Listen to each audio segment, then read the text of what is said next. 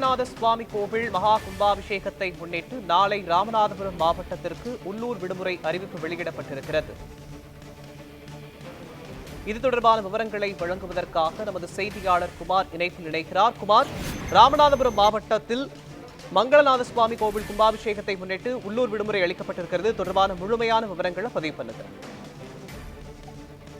ராமநாதபுரம் மாவட்டம் திரு உத்தரகோசமங்கை என்பது சிவனுடைய திருத்தலமாக திகழ்ந்து வருகிறது.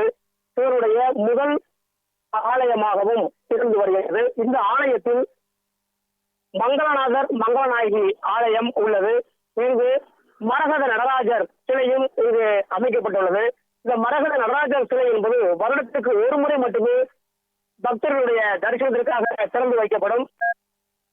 இந்த உத்தரகோசமங்கை ஆலயத்தினுடைய கும்பாபிஷேக விழாவை முன்னிட்டு 1ஆம் தேதி முதல் நாளை மாலை வரை இந்த மரகத நடராஜர் ஆலயம் பக்தர்களுடைய தரிசனத்திற்காக திறந்து வைக்கப்படுகிறது. இந்த ஆலயத்தினுடைய கடந்த 15 ஆண்டுகளுக்கு பின்பு தற்பொழுது இந்த கும்பாபிஷேக விழா என்பது நடைபெற உள்ளது.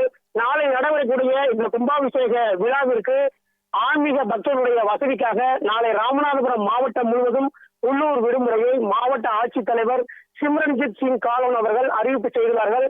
பள்ளி, கல்லூரி மற்றும் அரசு அலுவலகங்களுக்கு நாளை ஒரு நாள் விடுமுறை அறிவிப்பு செய்யப்பட்டுள்ளது.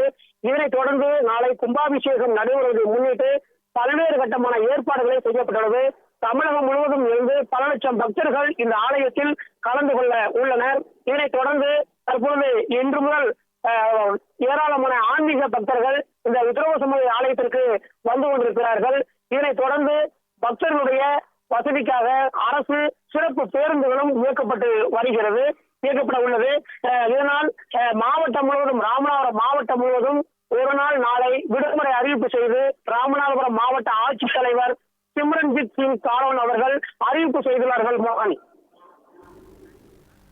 ராமநாதபுரம் மாவட்டம் உத்தரகோசமங்கையில் உள்ள மங்களநாத சுவாமி கோவில் கும்பாபிஷேகத்தை முன்னிட்டு நாளை ராமநாதபுரம் மாவட்டத்திற்கு உள்ளூர் விடுமுறை அறிவிக்கப்பட்டிருப்பது தொடர்பான முழுமையான விவரங்களை வழங்கியதற்கு நன்றி குமார்.